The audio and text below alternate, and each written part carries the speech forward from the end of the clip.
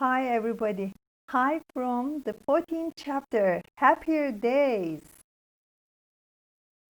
Beth felt much better and so happy, and she was watching the snowman which Joe and Lori had made. They were singing a song together. Also, Beth was having a great time. The only thing she wished was her father. She wished he could be there.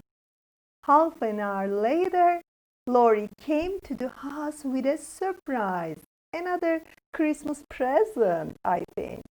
When he moved away, they saw their father holding the arm of another tall man. Who was that tall man? Also, Mr. Brooke.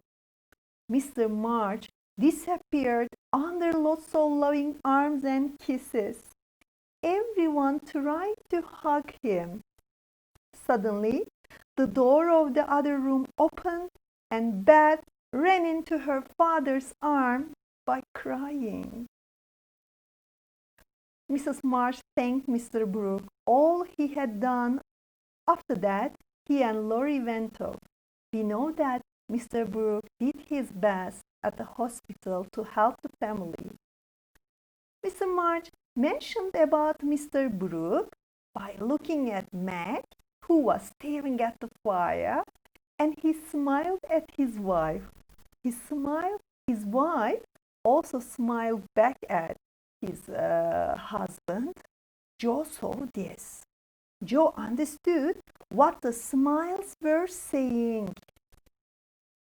She was so cross because she supposed that Meg would marry and she would become alone.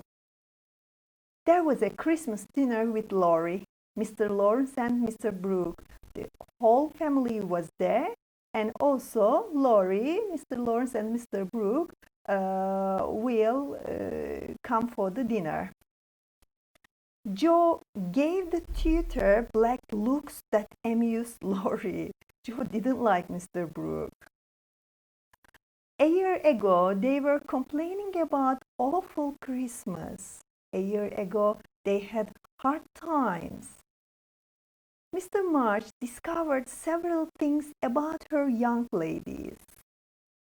He said to Meg he was so proud of that hardworking hen. He found Meg so hardworking.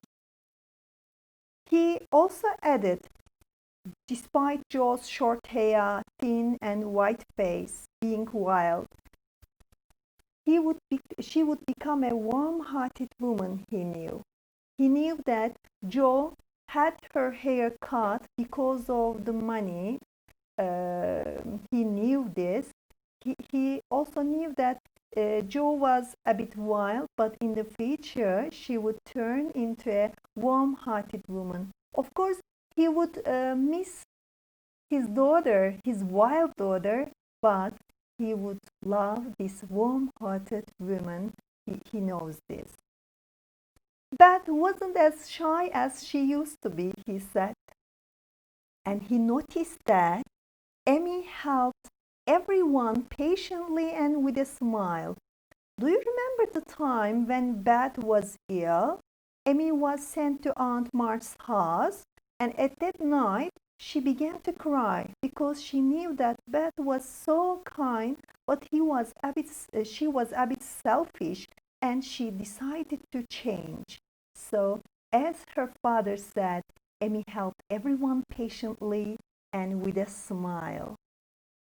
The girls sang a happy Christmas song for their father together. While Meg and Joe were sitting at the window for the next day, oh no, not Joe, Lori went by and fell on one of his knees. Joe sat crossly. He was acting how her John would do. Oh, let me explain this. You know, Joe didn't like Mr. Brooke. And Lori, what was Lori doing there? He was showing how Mr. Brooke would ask Meg to marry to him. So Meg told her, if she asked her to marry him, if he asked her to marry him, she would say no, as she was too young to marry. At that time, Mr. Brooke came to take his umbrella, which he had left. Jo was happy because she knew that Meg would say that, no, I couldn't marry you. But at that time, Meg forgot everything. Meg forgot all of the sentences. And she said she wanted to call her mom, but Mr. Brooke asked her not to go because he was ready. He would express his love, I think. The love of Mr. Brooke. He took Meg's small hand in his and looked at her lovingly and said he loved her so much. He asked her if she could love him a little. And he asked all of these questions gently. Meg forgot to say no and just said she was too young and she could love him if she chose. At that time, the nice sentences were told by Mr. Brooke. He said that, Meg, I love to teach, and this is easier than German, so I can teach you how to love. While Meg was saying go away because she didn't know what to do, at that time, Aunt March came in, and Mr. Brooke hurried into another room. Meg's face was pink, has just turned pink, and Aunt March told her she learned everything from Jo, and she expressed she was against that love as he was poor. It means that she said that you can't marry him, you can't. Aunt March also threatened Meg by saying if she married him, she wouldn't get one bit of her money. But after that, Meg said that I'll marry whoever I want to, Aunt March, and you can give your money to anyone you like, she said. You'll be sorry, said Aunt March. Also, Aunt March claimed that Mr. Brooke loved him because of that money. She showed her anger by saying, my John wouldn't marry for money. I'll be happy with him because he loves me. At that time, Mr. Brooke heard all of these words. And Aunt March was very angry and went out the room. Mr. Brooke came and thanked her for providing that she loved him a little.